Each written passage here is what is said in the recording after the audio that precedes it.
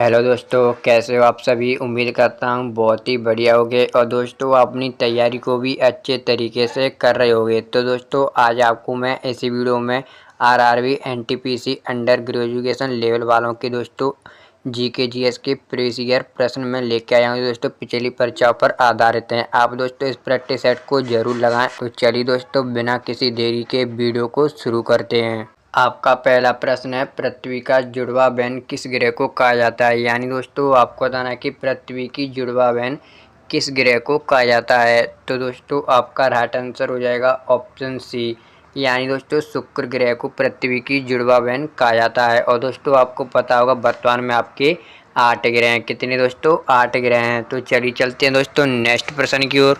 आपका अगला प्रश्न है, भारत में सबसे लंबी नदी कौन सी है। यानी दोस्तों आपको बताना है कि भारत में सबसे लंबी नदी।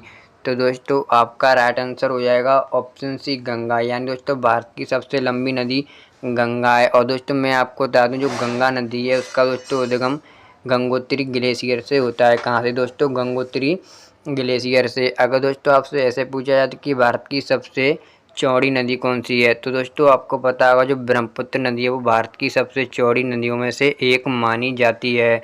और दोस्तों मैं आपसे बात करूं गोदावरी की, तो दोस्तों आपको पता होगा ये दोस्तों साउथ इंडिया की सबसे बड़ी नदी और दोस्तों इसे वृद्धगंगा भी कहा जाता है।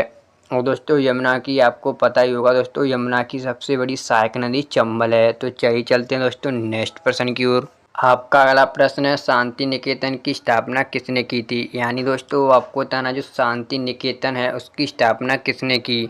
तो दोस्तों आपको पता होना चाहिए दोस्तों शांति निकेतन था इसकी स्थापना दोस्तों 1901 ईस्वी में रविन्द्रनाथ टैगोर द्वारा की गई थी। किसके द्वारा दोस्तों? रविन्द्रनाथ टैगोर द्वारा। और दोस्तों आपको पता होगा जो रविन्द्रनाथ टैगोर थे इन्हें सबसे पहले नोबेल पुरस्कार दिया गया था 1913 में। यानी दोस्तों ये पहले भारतीय थे जिन्हें नोबेल पुरस्कार दिया गया था 1913 में। जो दोस्तों इनकी पुस्तक थी गीतांजलि, इसी के दोस्तों उपलब्ध में इन्हें नोबेल पुरस्कार दिया गया था। अगर दोस्तों मैं आपसे पूछना चाहूँ जो नोबेल पुरस्कार है वो कब से दिया जाने लगा है, तो दोस्तों आपको पता है जो नोबेल पुरस्कार है उसकी दोस्तों शुरुआत 1901 ईस्वी में हुई थी। कब दोस्तों? 1901 ईस्वी में।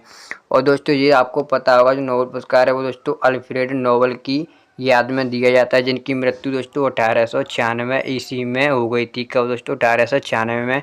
और नोबेल पुरस्कार की घोषणा दोस्तों 1900 ईस्वी में कर दी गई थी। और दोस्तों इसकी शुरुआत 1901 ईस्वी में होती है। और दोस्तों जो नोबेल पुरस्कार है वो आपका दोस्तों स्वीडन में दिया जाता है। कहाँ पर दोस्तों? स्वीडन में। अगर दोस्तों मैं आपसे बात करूं जो दोस्तों आपके अल्फ्रेड नोबेल थे इन्होंने डायनामाइट की खोज आपकी कब की थी, ये दोस्तों आपको कमेंट करके जरूर बताना है। तो चलिए चलते हैं दोस्तों नेक्स्ट प्रश्न की ओर। आपका अगला प्रश्न है, विश्व आर्थिक मंच का मुख्यालय कहाँ पर स्थित है। यानी दोस्तों आपको बताना है विश्व आर्थिक मंच का मुख्यालय। तो दोस्तों आपका राइट आंसर हो जाएगा ऑप्शन बी जिनेवा। यानी दोस्तों जो आपका विश्व आर्थिक मंच है इसका मुख्यालय आपका जिनेवा में, जिसकी दोस्तों आपकी स्थापना 1971 ईस्वी में होती है। कब दोस्तों? 1971 ईस्वी में।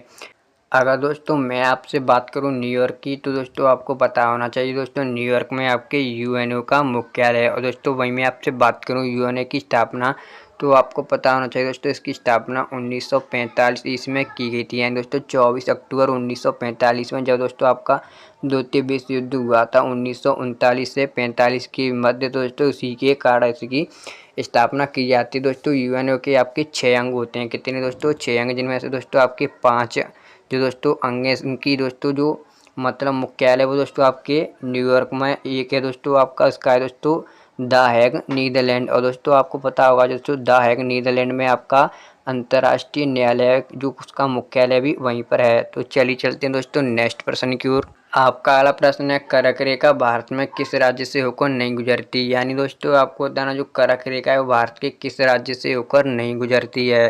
तो दोस्तों आपका राइट आंसर हो जाएगा ऑप्शन सी केरल। यानी दोस्तों जो कर्क रेखा है वो भारत के केरल राज्य से होकर नहीं गुजरती। और दोस्तों आपको पता होगा कुल आपके 8 राज्यों से होकर आपकी दोस्तों जो कर्क रेखा है वो गुजरती है। और दोस्तों आपको ये भी पता होना चाहिए दोस्तों जो कर्क रेखा है वो सबसे ज़्यादा एमपी से होकर गुजरती है। यानी दोस्तों एमपी की ज़्यादा भाग से होकर गुजरती है और सबसे कम दोस्तों आपकी राजस्थान से ही दोस्तों आपसे प्रश्न पूछे जा सकते हैं।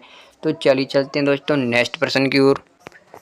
आपका अगला प्रश्न है, शरीर की कौन सी ग्रंथि मास्टर ग्रंथि कहलाती है। यानी दोस्तों आपको बताना है शरीर की ऐसी कौन सी ग्रंथि है जो मास्टर ग्रंथि कहलाती है। तो दोस्तों आपका इसका राइट आंसर हो जाएगा ऑप्शन बी, पीयूष ग्रंथि। यानी दोस्तों जो पीयूष ग्रंथि है वो शरीर की मास्टर ग्रंथि कहलाती है। तो चलिए चलते हैं दोस्तों नेक्स्ट प्रश्न की ओर।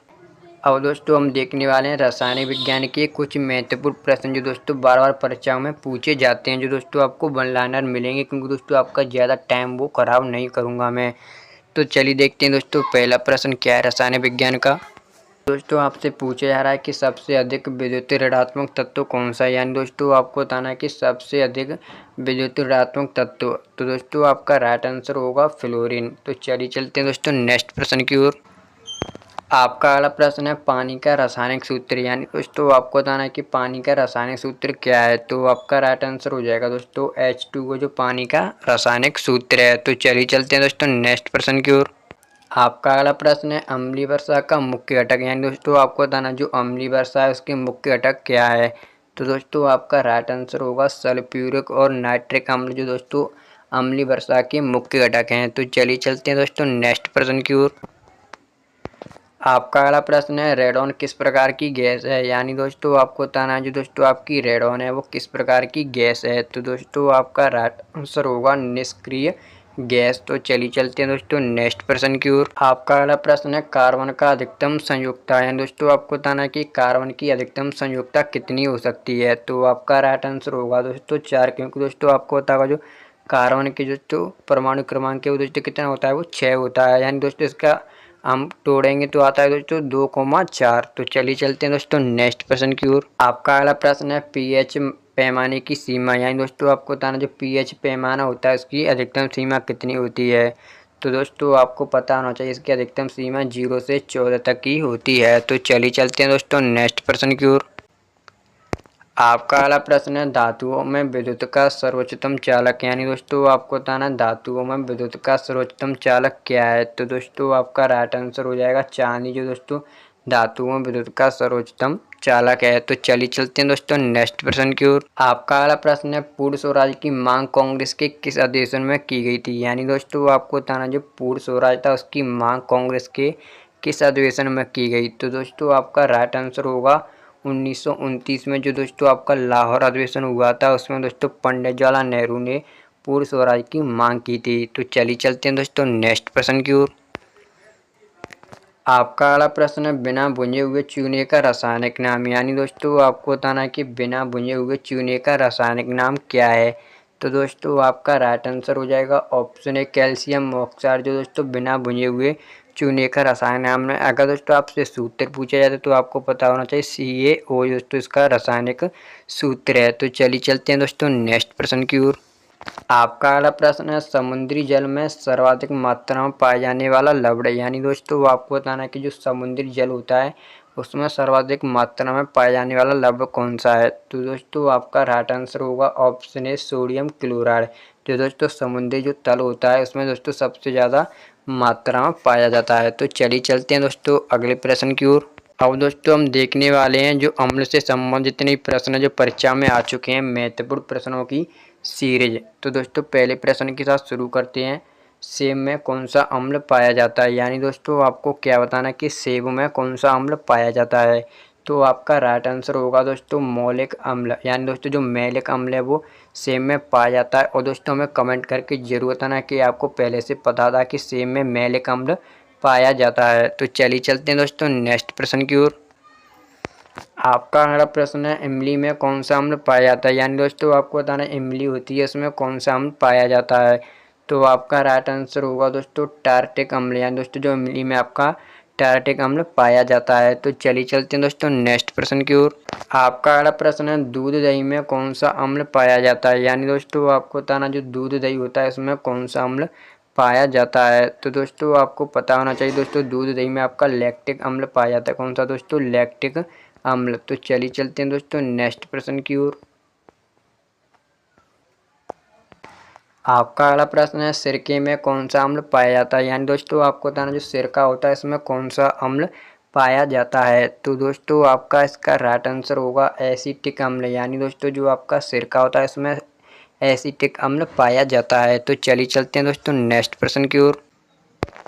आपका अगला प्रश्न है, लाल चींटी के डंक में कौन सा अम्ल होता है। यानी दोस्तों आपको बताना, जो लाल चींटी होती है उसके डंक में कौन सा अम्ल होता है। तो आपका राइट आंसर हो जाएगा फार्मिक अम्ल, जो दोस्तों चींटी के डंक में पाया जाता है।